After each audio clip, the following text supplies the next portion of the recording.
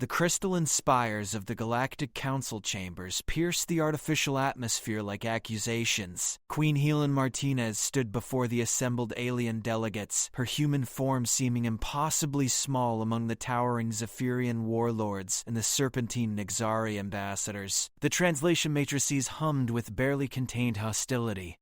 The human petition for military inclusion remains absurd, hissed Ambassador Vexthar, his chitinous mandibles clicking with amusement. Your species lacks the physiological requirements for true warfare. Helena's jaw tightened, but her voice remained steady. We've proven our tactical capabilities in 17 defensive campaigns. Defensive, spat General Korthak, his forearms gesturing dismissively. Any species can cower behind barriers. True warriors engage in direct combat. Your fragile bones and limited musculature make you unsuitable for anything beyond support roles. The other delegates murmured agreement. The hegemony's military doctrine had remained unchanged for 3 centuries. Humans served as engineers, medics, and logistics coordinators. Combat was reserved for species with natural armor, enhanced strength, or deadly appendages.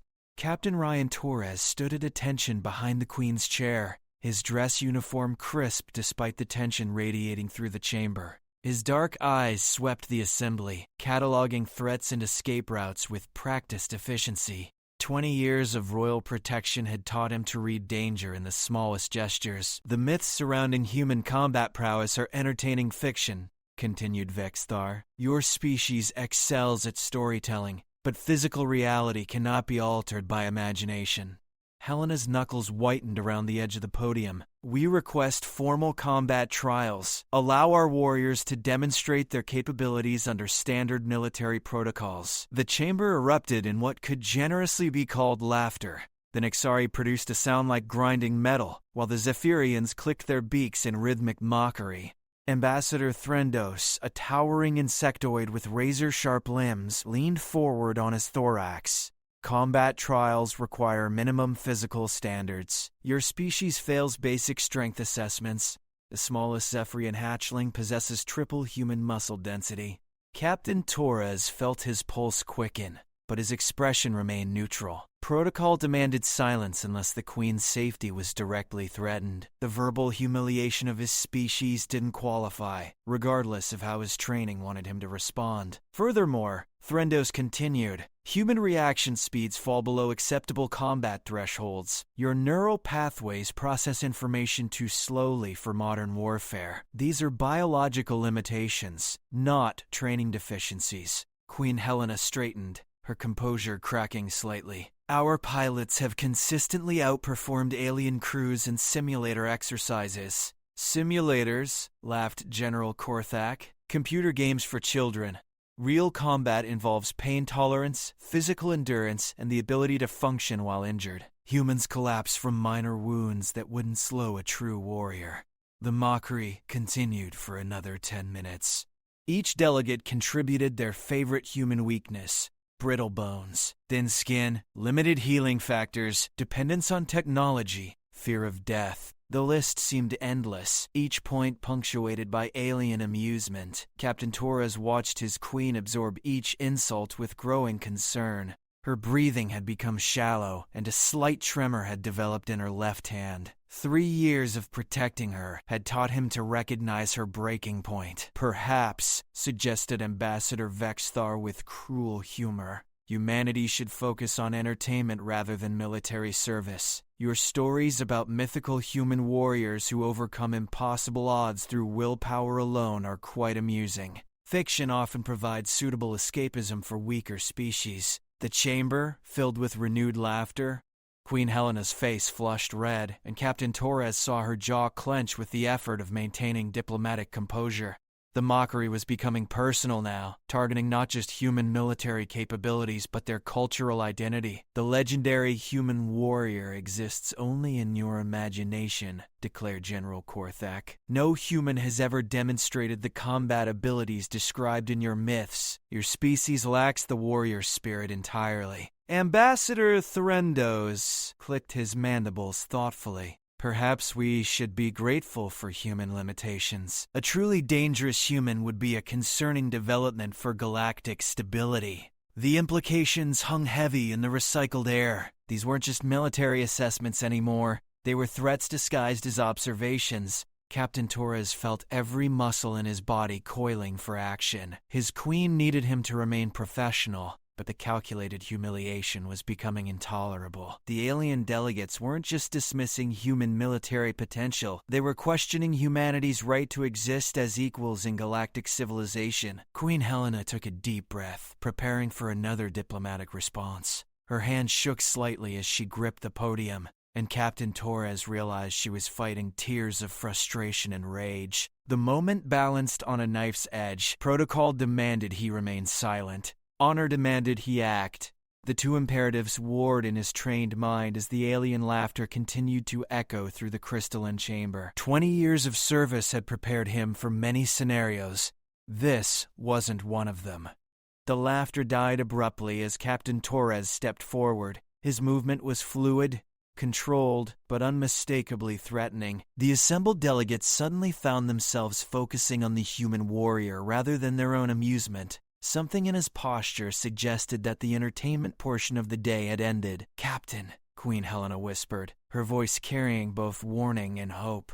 Ambassador Vexthar leaned forward, his compound eyes glittering with interest. "Does the human pet wish to speak?" Captain Torres ignored the insult, his gaze sweeping across the assembly with professional assessment. "Your Excellencies have expressed doubts about human combat capabilities." General Korthak's forearms spread wide in mock surprise.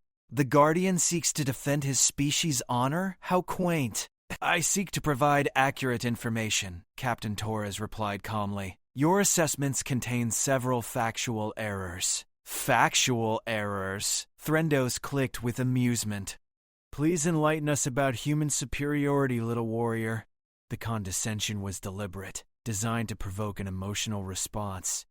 Captain Torres had spent 2 decades learning to suppress such reactions. His voice remained level and professional.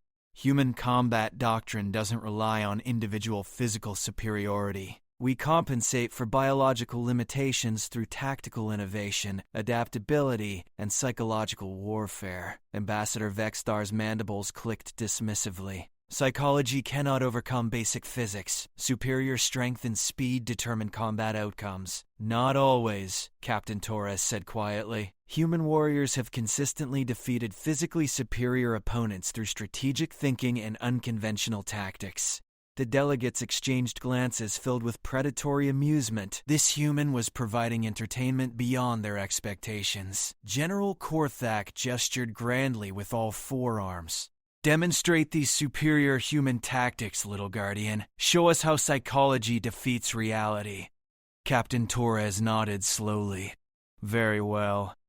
Queen Helena's sharp intake of breath was audible throughout the chamber. Protocol demanded that royal guards never engage in combat displays without explicit authorization.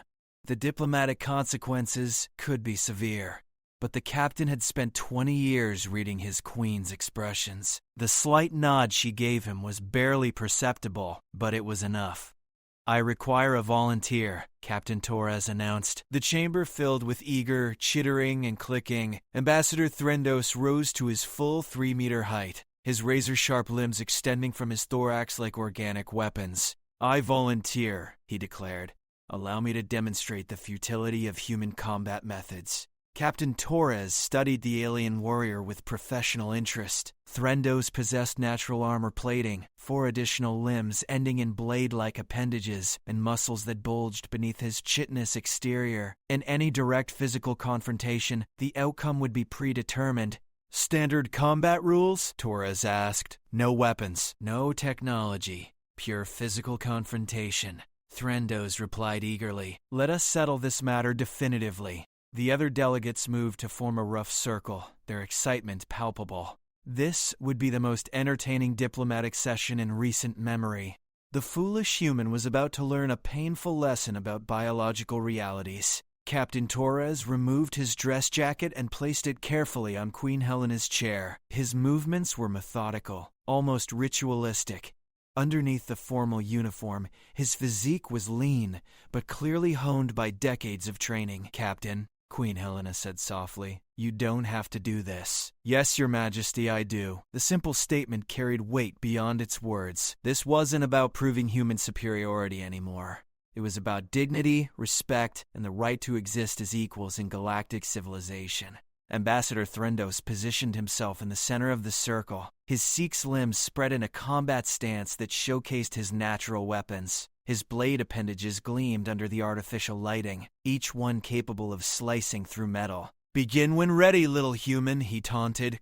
"Show us these mythical combat skills." Captain Torres entered the circle with measured steps. His stance was relaxed, almost casual, but his dark eyes never left his opponent. The assembled delegates leaned forward in anticipation. The first exchange happened faster than most observers could follow. Threndos lunged forward with blinding speed, his blade arms whistling through the air where the human had been standing. But Captain Torres was no longer there. The delegates murmured with surprise. Human reaction speeds were supposedly too slow for combat, yet the captain had evaded the attack with apparent ease.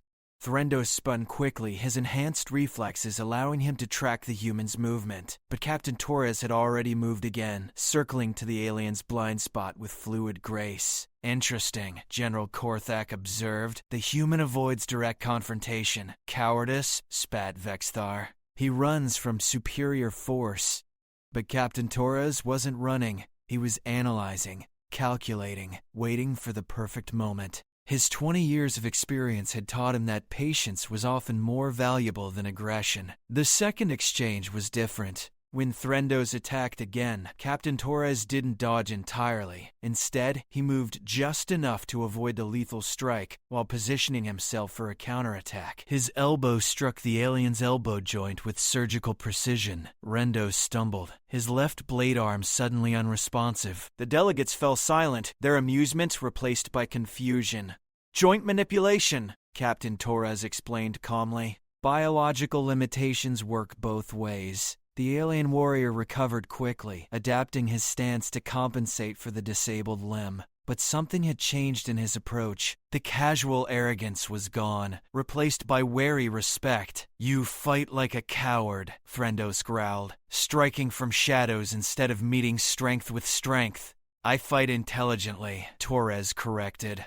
"Honor doesn't require stupidity." The third exchange proved decisive. Threndos committed fully to a devastating attack that would have ended any direct confrontation. His remaining blade arms descended like organic guillotines, designed to overwhelm any defense through sheer destructive power. Captain Torres stepped inside the attack range at the last possible moment. His hands found pressure points along the alien's thorax, applying precise force to specific nerve clusters. Threndos' entire body went rigid as his nervous system temporarily shut down. The massive alien warrior collapsed face first onto the crystalline floor with a thunderous impact that shook the chamber. His breathing was steady but labored, and his eyes showed awareness despite his inability to move. Captain Torres knelt beside his fallen opponent, his voice respectful but firm. "Paralysis is temporary. Full recovery in approximately 10 minutes. The chamber was utterly silent. The assembled delegates stared at the impossible scene before them. The physically superior warrior lay helpless, while the supposedly inferior human remained uninjured. Queen Helena broke the silence first. "Gentlemen, I believe we've proven our point." But Captain Torres wasn't finished. He stood slowly, his gaze sweeping across the shocked faces of the alien delegates. When he spoke, his voice carried quiet authority that hadn't been there before. "Human warriors don't rely on superior strength or natural weapons. We study our enemies, identify their weaknesses, and exploit them with precision. We adapt our tactics to overcome any advantage. We fight with our minds as much as our bodies." Ambassador Vexthar's compound eyes reflected uncertainty. "This proves nothing. One lucky encounter doesn't demonstrate species-wide capability, doesn't it?" Torres asked quietly.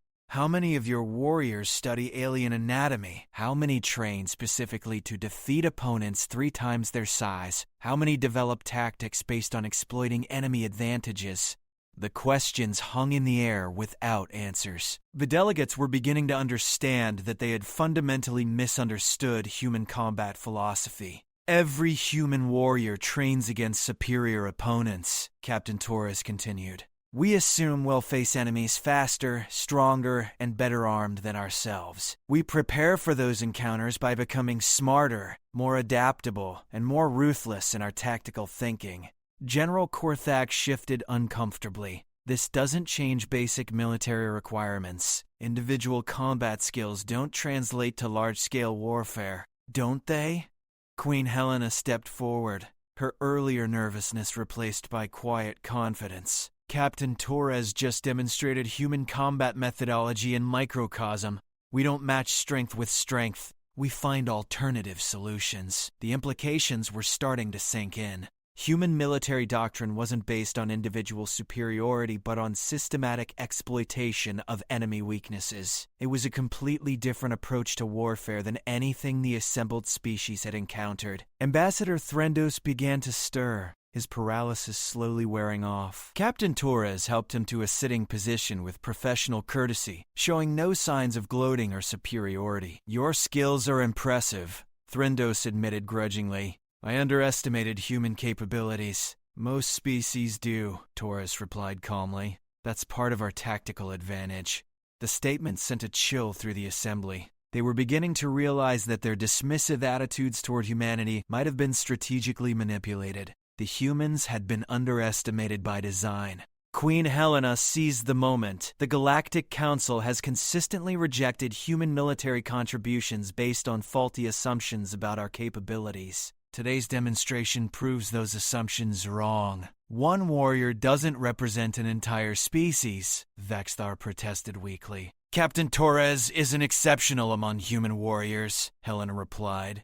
He's representative of our military training standards. Every human soldier learns these techniques. The delegates exchanged uncertain glances. Their entire understanding of human military potential was crumbling. If this was standard human capability, not exceptional talent, then their strategic assessments needed complete revision. General Korthak stood slowly, his forearms moving in what might have been respectful acknowledgement. The human petition for military inclusion deserves reconsideration. It deserves approval, Queen Helena corrected firmly. Humanity has earned the right to serve alongside our allies in full military capacity. The crystalline chamber fell silent as the delegates processed this new reality.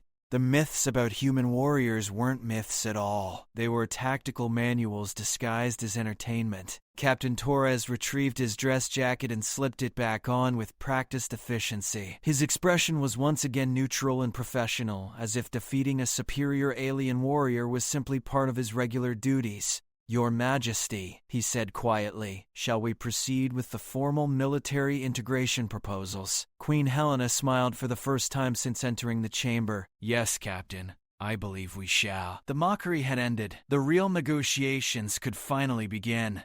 And somewhere in the depths of space, human military commanders began receiving new deployment orders that would change the balance of galactic power forever. The age of human warriors had begun not with boasts or threats, but with quiet competence and surgical precision.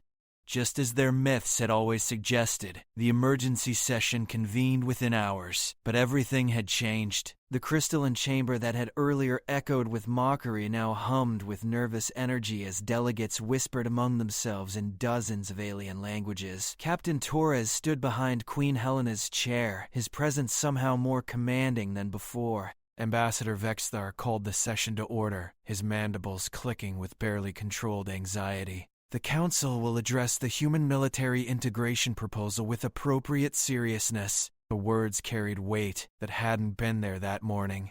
No one questioned humanity's right to participate anymore. The debate had shifted to logistics, deployment strategies, and command structures. General Korthak presented the first major concern. Human warriors clearly possess combat effectiveness, but questions remain about unit cohesion and tactical integration with established forces. Queen Helena leaned forward. Our military doctrine emphasizes adaptability. Human units can integrate with any command structure while maintaining operational independence when necessary. Demonstrate this claim, demanded Threndos, his voice carrying newfound respect rather than dismissal. Captain Torres stepped forward without waiting for permission.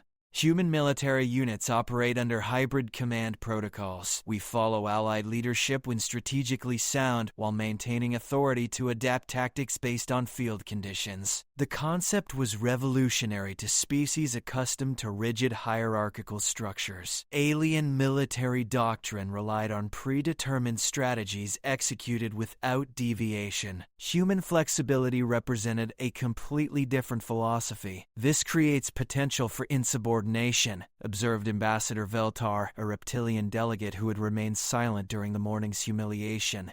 It creates potential for victory, Torres corrected calmly. Rigid adherence to failing strategies produces predictable results. Tactical flexibility allows for unexpected solutions.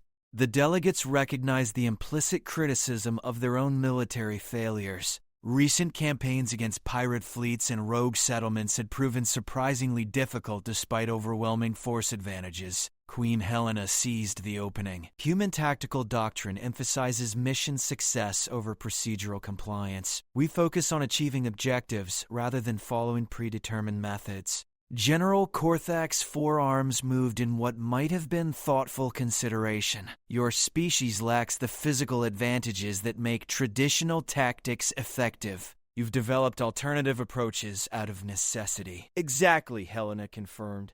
And those alternatives often prove superior to conventional methods. The admission hung in the recycled air like an accusation.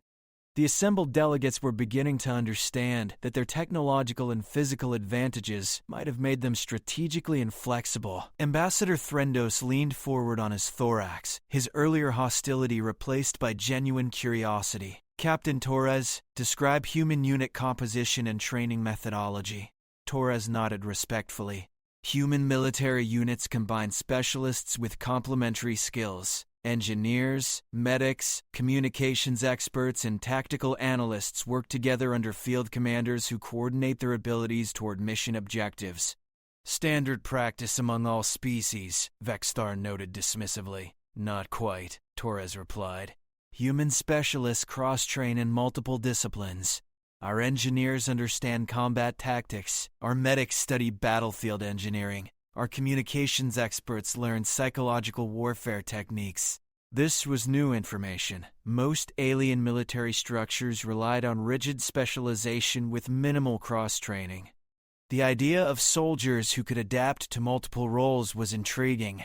Explain the strategic advantages, demanded General Korthak. Redundancy and adaptability, Torres answered promptly. If specialists are lost during combat, remaining team members can assume their responsibilities. Unit effectiveness degrades gradually rather than catastrophically.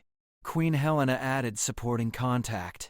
Human military philosophy assumes that battle plans fail upon contact with enemy forces. Our units trained to improvise solutions under pressure, the delegates murmured among themselves in various alien languages. Their own forces struggled when operations deviated from established protocols.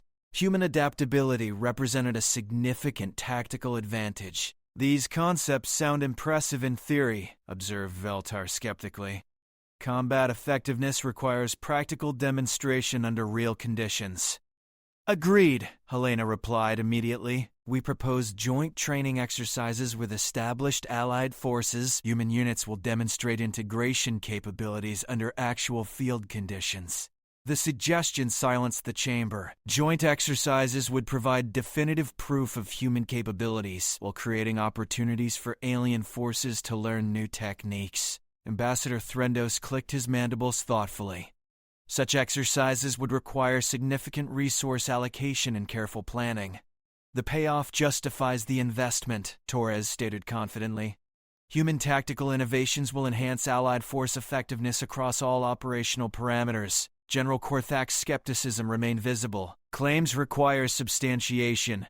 Human warriors may possess individual combat skills, but coordinated military operations demand different capabilities entirely. True, Helena acknowledged, but human coordination methods differ from standard Allied protocols. We emphasize distributed decision-making rather than centralized command. Control. This concept was almost incomprehensible to species accustomed to hierarchical authority structures. The idea that individual soldiers might make tactical decisions independently was revolutionary. Distributed decision-making creates chaos, Vexthar protested. Military effectiveness requires coordinated action under unified command.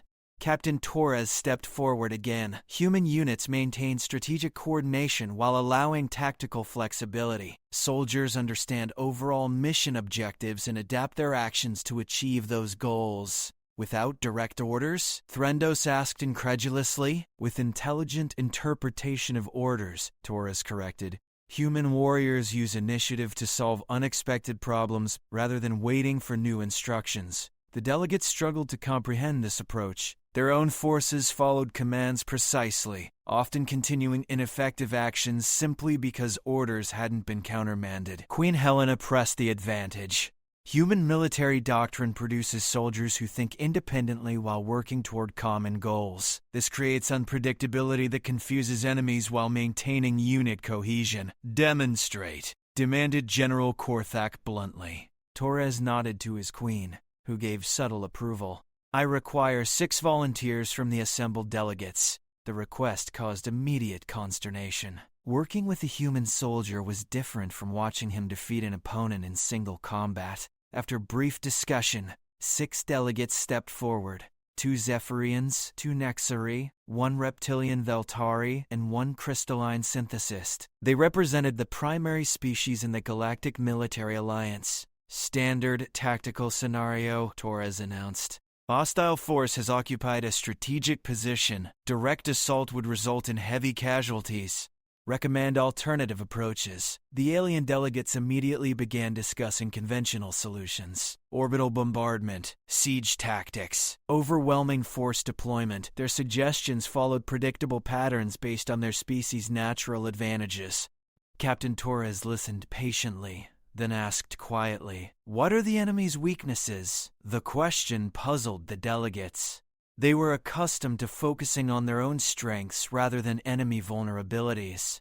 Unknown, admitted one of the Zephyrians. Why unknown? Torres pressed. Enemy analysis is the first requirement for tactical planning. The delegates exchanged uncertain glances. This approach was foreign to their military thinking. Torres continued without criticism. Human tactical doctrine requires comprehensive enemy assessment before operational planning. We identify weaknesses, dependencies, and psychological pressure points. Psychological pressure points? Asked the Veltari representative. Fear, overconfidence, procedural inflexibility, communication dependencies, Torres explained. Most species rely on predictable behavioral patterns. Understanding those patterns creates exploitation opportunities. The concept was beginning to make sense. Human warriors didn't just fight enemy soldiers. They fought enemy psychology, logistics, and decision-making processes. Queen Helena observed the growing understanding with satisfaction. Human military doctrine treats warfare as a comprehensive challenge requiring creative solutions. We don't simply match force with force. General Korthak's forearms moved in what might have been grudging admiration. Your species has developed sophisticated approaches to compensate for physical limitations and discovered that those approaches are often superior to conventional methods, Helena replied confidently. The tactical demonstration continued for another hour, with Captain Torres guiding the alien delegates through human problem-solving methodologies. Each scenario revealed new aspects of human military thinking that surprised and impressed the observers. When the session ended, the chamber's atmosphere had completely transformed. The morning's mockery seemed like a distant memory, replaced by something approaching respect. Ambassador Vexthar called for formal voting on the human military integration proposal. The result was unanimous approval, but with conditions that reflected both opportunity and lingering skepticism. Human military units will participate in joint exercises under Allied observation, he announced. Successful integration will lead to full operational deployment. Failure will result in continued restriction to support roles. Queen Helena stood slowly, her composure regal despite the day's emotional toll. Humanity accepts these terms. Our warriors will prove themselves worthy of your trust. But Captain Torres remained standing after his queen had taken her seat. His dark eyes swept the assembly with quiet intensity. Your Excellencies, he said softly, humanity appreciates this opportunity. but you should understand something important about human nature." The chamber fell silent, sensing significance in his words. "We don't just seek acceptance," Torres continued. "We seek excellence. Human warriors won't simply meet your expectations. They'll exceed them." The statement carried no boastfulness, only quiet certainty that somehow made it more compelling than any dramatic declaration. Ambassador Threndos leaned forward, his earlier hostility completely gone. "You speak with confidence, Captain. I speak with knowledge," Torres replied simply. "Human military capabilities aren't myths or stories. They're tools we've spent centuries perfecting. Today was just an introduction. The implications settled over the assembly like a gravitational field. If Captain Torres represented standard human military capability, and if he was claiming that today's demonstration was merely an introduction to their true potential, then humanity's integration into galactic military forces would change everything." Queen Helena rose again, her voice carrying formal authority. "The council session is concluded. Humanity thanks you for your time and consideration." The delegates began filing out, but their conversations buzzed with excitement and nervous energy. Everything had changed in a single day. The balance of galactic military power was shifting, and they weren't sure whether to be thrilled or terrified. Captain Torres waited until the chamber was nearly empty before speaking to his queen. "Your Majesty, the real work begins now." "I know," Helena replied quietly. "How long will it take?" Torres considered the question carefully. 6 months to prove our capabilities, 2 years to revolutionize their military doctrine, 5 years to establish human tactical leadership across the Alliance. The timeline was ambitious, but Helena didn't question it. She had seen what one human warrior could accomplish in a single afternoon. Given time and opportunity, there was no telling what humanity might achieve. As they left the crystalline chamber, Queen Helena felt a profound shift in her understanding of her species' place in the galaxy. The Mockery had ended not with angry protests or diplomatic maneuvering, but with quiet competence and surgical precision. The age of human warriors had indeed begun, and Captain Torres was right about one thing. Today had been just an introduction. The real demonstration would come when human tactical doctrine transformed galactic military operations forever. The myths weren't myths at all. They were prophecies waiting to be fulfilled. And somewhere in the depths of space, alien strategists were already beginning to worry about what they had unleashed by finally taking humanity seriously. The future belonged to those who understood that true strength came not from superior force, but from superior thinking. And in that arena, humanity had no equals.